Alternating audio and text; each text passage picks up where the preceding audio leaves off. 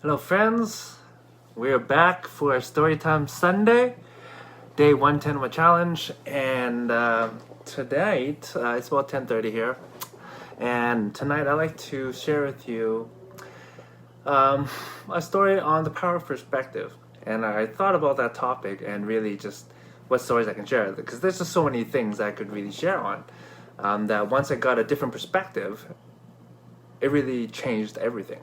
And you know, it's interesting. The longer I live, the more I understand that my perspective is so limited, and only, especially in areas where I'm very passionate about, or in areas where I'm inexperienced at. And so, the story I'd like to share with you, if you heard any of my older stories, my first love is sports, and my number one sport that I love is ice hockey. I am hands down, ice hockey is the best sport in my opinion. There's nothing like it. But anyway, so when I was younger, as I shared before, I begged my parents to put me into ice hockey because I wanted to play at such a young age, but they never put me in because again they wanted me to focus on my school and my academics. But they finally allowed me to play when I was 16 years old, and to be honest, I was shocked. I'm like, what? I could play hockey? But at that time, I basically kind of, in my mind, like, they only allow me to play because it's too late. And so, fine. I said, well, at least I'll get to play. And so when I went to go, when I first started, I was a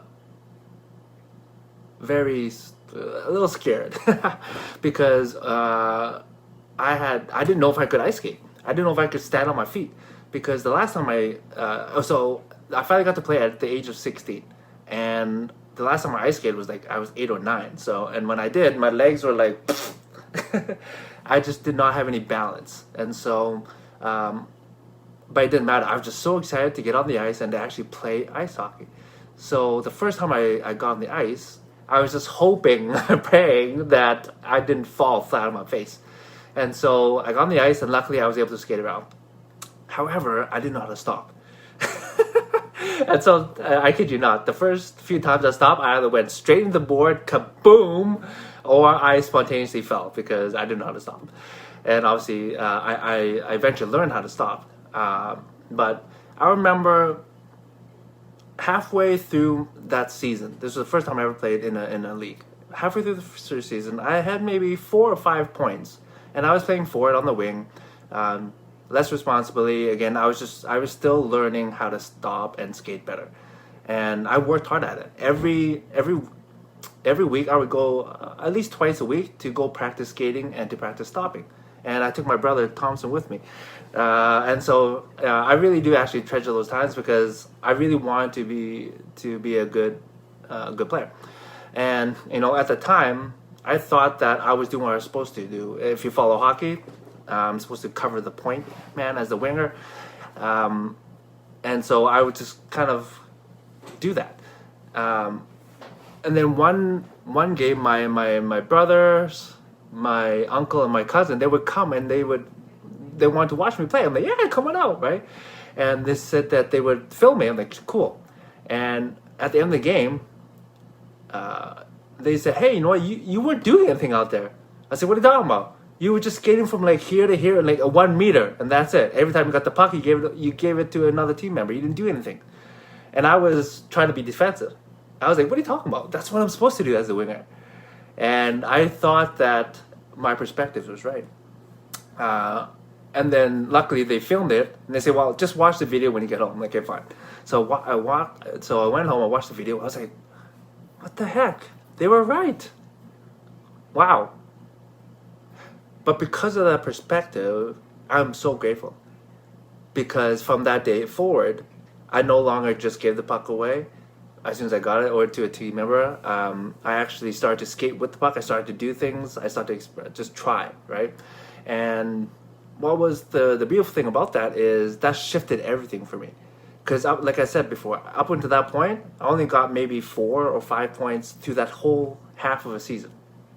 And at the end of the season, we had the team awards, And so by that time, I had racked up quite a bit of points, and I got the team award for the most likely to score. And I was like, oh, great. You know, I kind of already knew that since I had gone on a little bit of run. But then one of my friends on the team, he was like, you mean on the team, right? And he's like, no, you actually ended up leading the league in scoring. I'm like, no way. And he's like, yeah. I'm like, what? And then when I thought to think about it, because I'm thinking half a season, how can I lead the league? And when I started to think about it, after I saw that video, every game I would get 2 to 5 points every game. I'm not even exaggerating. And so when I thought about it, points would rack up quite a bit.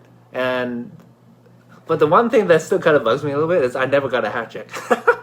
I'd always get like 2 goals and 3 assists, or 1 goal and 4 assists, something like that. But I never got my freaking hat trick.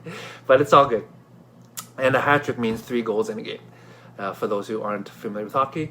But you know, I was so grateful because if I had not seen that video, I would never have known to actually change and make a shift. I would have kept thinking that I was right, and that I was just doing my job, and these guys don't understand. They don't play hockey. They don't know what they're talking about. And, you know, I think for me, that's just one story that I wanted to share on just the power of perspective, and just to allow a different perspective to come in. Because whether you understand this or not, we're all very biased. We're very blind to a lot of just different viewpoints out there. And so one of the things I've learned over time is that, you know what, whatever people say or do, it's only from their own personal experiences in life, right? It's different upbringing, different values, different culture. I don't know what it is. And so when I hear somebody say things that are, let's say, contrary to what I believe, I've now learned to just seek understanding and seek their perspective to understand, why are they saying this? Why do they think that way? And more often than not, it always leads to an underlying thought or belief that they are totally unconscious of. And so, you know, that's just a story that I want to share. I don't want to, you know, kind of drag. There's so many other stories I can share on the power of perspective that I've had over time, and I'm sure many of you have as well. And so I just wanted to share that one story tonight. And hopefully it's also a reminder for yourself that, you know, especially during this time with the pandemic and everything, like with the vaccines and so many other things that's going on, don't get me started, that, you know, it does make me sad to hear at times. But again, I just am reminded that, you know what, there's a reason why people think the way they do and believe the things that they believe. And so my encouragement to you is to hopefully stay patient, hopefully seek understanding, give people some space, you know. I think we all need it, especially a year into this pandemic. So anyway, I hope you're all doing amazing on this Sunday night, and hope you have a great start to your week. Okay, see you tomorrow.